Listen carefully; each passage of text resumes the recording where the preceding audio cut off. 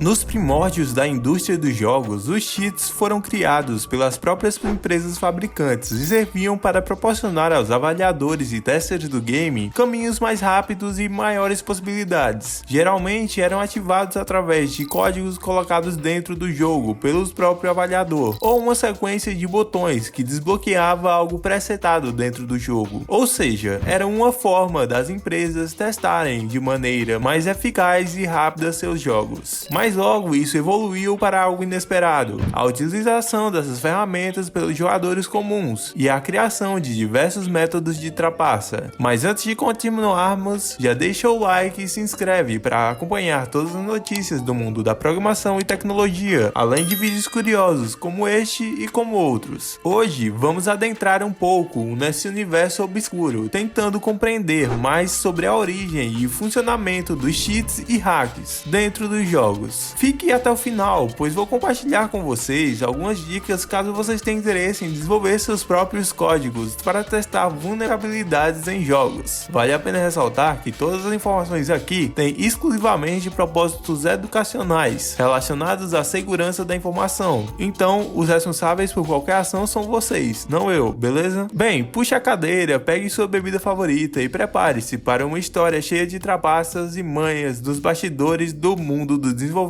de jogos. Tudo começou ainda naquelas telas pixelizadas exibidas nas TVs de tubo antigas, lá pelos anos de 1980, onde os jogos eram mais simples do ponto de vista estético, devido à tecnologia limitada da época, como por exemplo Space Invaders e Defenders, e era ali que se iniciava a popularização dos games. Já no final daquela mesma década, em 1989, alguns astutos jogadores perceberam que podiam dar uma turbinada em sua experiência gamer. Foi assim que nasceu a primeira geração de cheats e hacks. Em 1990, desenvolvida pela Codemasters, o Game Engine foi lançado, um dos primeiros dispositivos de trapaça físicos que se conectava entre o cartucho do jogo e o console. Ele permitia aos jogadores modificar dados dos jogos como vida, munição e habilidades. Vendo o sucesso do Game Engine, logo em seguida surgiu o Pro Action Replay da Datel, que fazia praticamente as mesmas coisas. Os dois ficaram bem populares na época, só que não mais famosos que o Game Shark. Esse dispositivo não só introduziu o formato de códigos que qualquer um com certo conhecimento podia escrever, mas também possibilitou a modificação dinâmica da memória do jogo. Os jogadores agora podiam personalizar suas experiências de maneiras nunca antes imaginadas, fazendo basicamente qualquer coisa que quisessem dentro dos jogos. O Game Shark quebrava qualquer trava de segurança dos jogos e conseguia desbloquear qualquer utilidade do jogo. Com o avanço das tecnologias de trapaça, os cheats nos consoles evoluíram de diversas maneiras e chegaram a um ponto em que as próprias produtoras dos games os incorporavam diretamente nos jogos, oferecendo à comunidade a possibilidade de desfrutar de elementos adicionais, experimentar coisas diferentes nos modos de jogo ou superar desafios difíceis, tipo quando você tava com 5 estrelas e spawnava um lança-míssel e começava a dar uma surra na polícia no GTA San Andreas. Isso foi uma verdadeira revolução para aqueles que queriam ter uma experiência mais personalizada do jogo. Nesse momento da história, muitas empresas já embutiam em seus jogos essas funcionalidades. Porém, desde o início até hoje em dia, muitos dos cheats são acidentais, vistos mais como falhas do que como trapaças intencionais. Alguns programadores acabam negligenciando certos bugs, ou não imaginam que o jogador faça algo para chegar a ele. Por exemplo, ficar andando em direção a uma parede em um ponto específico do mapa, para tentar quebrar o jogo. Essa tática é muito usada por speedrunners, para concluir o jogo de maneira mais rápida. E agora vamos falar do ponto mais polêmico do nosso vídeo, pois à medida que os jogos evoluíam, também evoluíam as artimanhas dos jogadores, e alguns desviaram do caminho da luz e foram para o lado sombrio, criando seus próprios códigos maliciosos, mesmo quando os jogos deixavam claro que não era permitido. Com o advento da internet, a coisa ficou ainda mais interessante para alguns. Os fóruns de jogos começaram a pipocar, e os jogadores começaram a compartilhar não apenas códigos de trapaça, mas também softwares e hacks que alteravam o código dos jogos, surgindo assim os primeiros cheaters online, que até hoje utilizam programas que permitem jogadores modificar variáveis do jogo e se tornarem quase invencíveis dentro dos games, o que impactaria muito as partidas online, em especial nos jogos competitivos. competitivos, estragando não só seu joguinho online, como a experiência do jogo por completo, pois já houveram casos de cheaters em campeonatos oficiais, não é mesmo, a SPX? Ou você acha que a gente esqueceu de você? Você não já citasse esses campeonatos, você já achasse que do outro lado?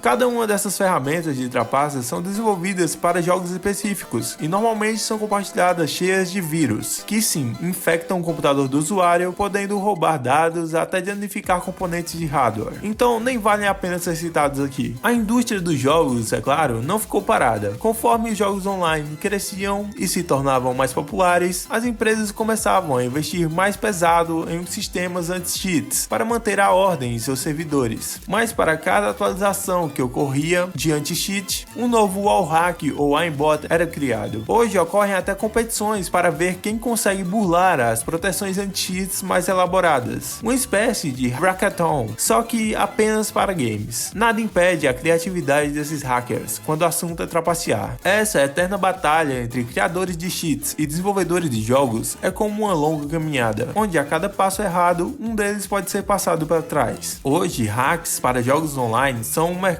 que movimenta muito dinheiro, tanto para as empresas que contratam constantemente novos profissionais para melhorarem suas defesas, até aquele pequeno grupo que todo dia vende um hack novo para alguém, de elo baixo, e joga o mesmo jogo há 10 anos e não sai do fundo do poço. Bom, o que era no início apenas por diversão, de desafiar as regras, de explorar os cantos secretos dos jogos ou simplesmente zoar com os amigos, hoje se tornou um dos maiores problemas dos jogos online. Muitos jogos acabam falindo devido à quantidade de hackers que estragam a experiência dos jogadores. Já outras empresas chegam ao ponto de processar os devs que criam esses cheats, como a Rockstar Games, processando um hacker chamado Christopher Anderson, que foi condenado a pagar uma indenização no valor de quase R$500 mil para Rockstar Games, devido aos hacks que ele já tinha criado e vendido para o GTA V. Então é assim que atualmente a história do cheat se encontra, uma verdadeira guerra entre as empresas e os desenvolvedores de cheats. Mas afinal, como funciona o desenvolvimento de um hack ou cheat? O que você tem que estudar e aprender para fazer algum? Vamos lá. Eu sei que você está ansioso por esse momento. Primeiro, programação e desenvolvimento de software. Dominar linguagens de programação é um ponto muito importante. Python, C++